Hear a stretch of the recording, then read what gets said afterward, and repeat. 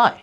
In this very special video tutorial, we are going to show you how we built on top of an existing project and extended our LED array to create a giant, multiple panel LED array. Since the release of the LED array tutorial more than a year ago, the LED array project has generated a lot of interest among the NerdKits community.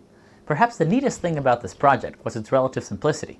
I say relative simplicity because it used only one chip to control 120 LEDs. However, what made this project interesting was also its greatest limitation. Since you were using all available pins on the MCU, there was no way to make the project any bigger, and when it comes down to it, size matters. So our R&D team set to work on it and came up with this great solution. In this demo, we are showing a weather feed for San Diego. To make our multi-panel LED array, we use the SPI bus to communicate from one master chip to all the slave chips running each of the individual arrays. The ATmega168 chip has a built-in SPI module that is really easy to use and makes it very easy to send data from one chip to another, one byte at a time. The protocol uses 4 wires, one for the master to send data to the slaves, one for the slaves to send data to the master, and one for the master to select which slave it is talking to, and a clock line. The actual data transfer is abstracted away by the SPI module.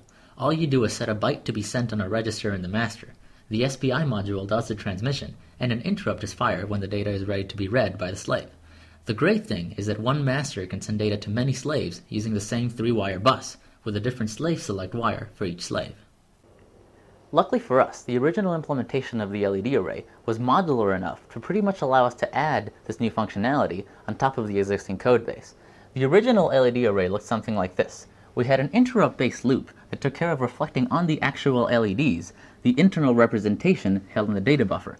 In the main loop, we just listen over the serial port and update the data buffer accordingly. For our modified multi-panel version, the bottom half stays exactly the same, but instead of receiving its data from the serial port, we have another interrupt-based loop that gets its data from the SPI module. Whenever the master sends a new byte, the interrupt puts the new data in the next spot in the buffer. As soon as it receives a full frame, the master sends a special command to flip the 2 buffers. And thus, the bottom loop displays the new data. The master chip is in charge of keeping the complete pixel-by-pixel state of the array, and delivering that to the individual panels via the SPI bus. It listens over the serial port to grab new characters. Any sort of scrolling or fancy animation are done directly on the master chip. The master chip uses a timer-based interrupt to update each individual panel about 60 times a second. On the master chip, 3 pins are taken up as part of the data bus, and 2 are used to talk to the computer. This leaves 12 free pins to be used as slave select pins, which means up to 12 LED array panels can be controlled from one master chip. Our demo here has 4 LED arrays hooked up together, but that is because we ran out of LEDs. In theory, this array could be much, much larger. The demo you see running now shows a script we wrote to display on the array the current song being played on my computer. This script interfaces with Banshee Media Player, which is a good music player for GNOME. The same basic idea can be used for other players that make the data available.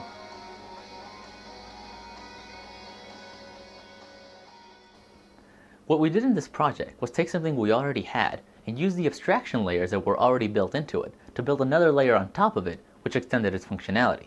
It's something engineers do all the time. For more information about this project, or more videos like this one, visit us at www.nerdkits.com.